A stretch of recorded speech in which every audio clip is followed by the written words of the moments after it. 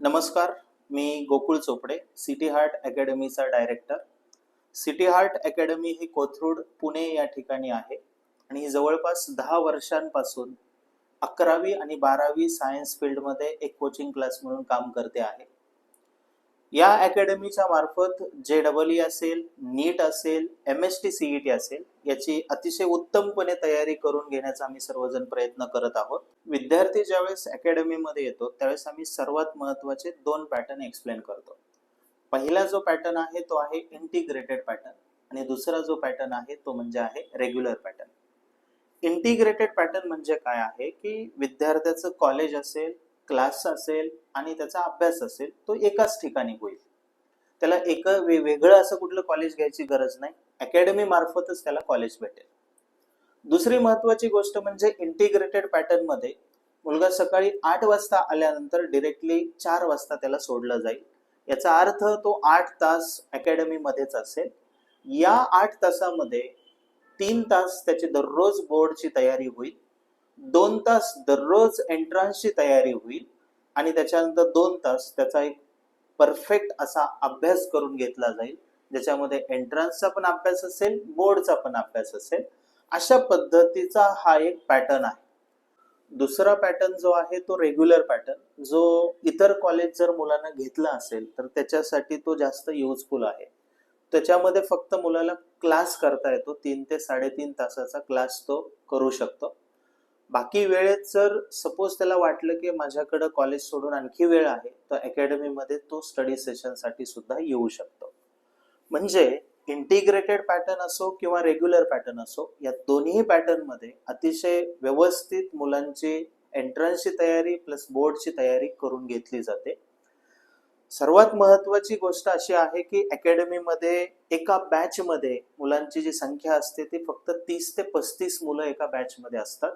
त्याच्यामुळं अगदी कमी मुलांमध्ये त्यांचं प्रिपरेशन व्हायला मदत होते.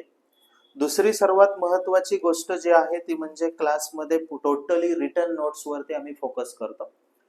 थर्ड मेन फीचर जे आहे ते म्हणजे स्टडी सेशनचं. इंटिग्रेटेडचे असो किंवा रेग्युलर पॅटर्नची मुलं असो, ते स्टडी सेशन साठी जॉईन होऊ शकतात. इथं समोर टीचर बसून त्या मुलांकडून स्टडी करून घेतात.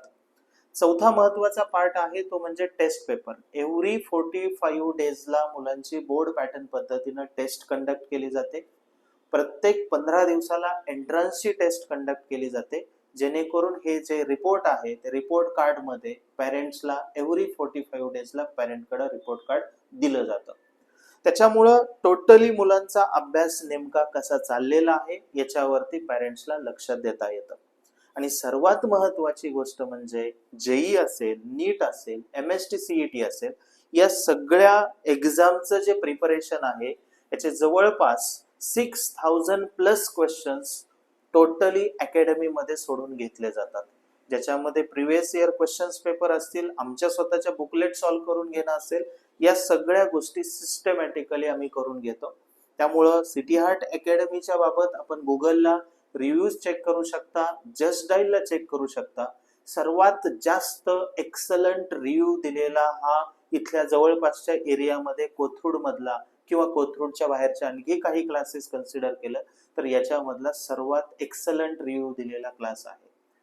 पहिली महत्वाची गोष्ट म्हणजे विद्यार्थ्याला 20 डेजचा डेमो लेक्चर्स अटेंड करावे लागतात. त्या 20 दिवसामध्ये विद्यार्थ्याला समजतं की इथला पॅटर्न मला सुटेबल आहे का, ऍक्च्युअली इथं शिकवलेलं सगळं व्यवस्थित समजतंय का, त्याच्यासाठी 20 दिवस आहेत. आणि आम्हालाही समजतं की हा विद्यार्थी व्यवस्थित करू शकतो का.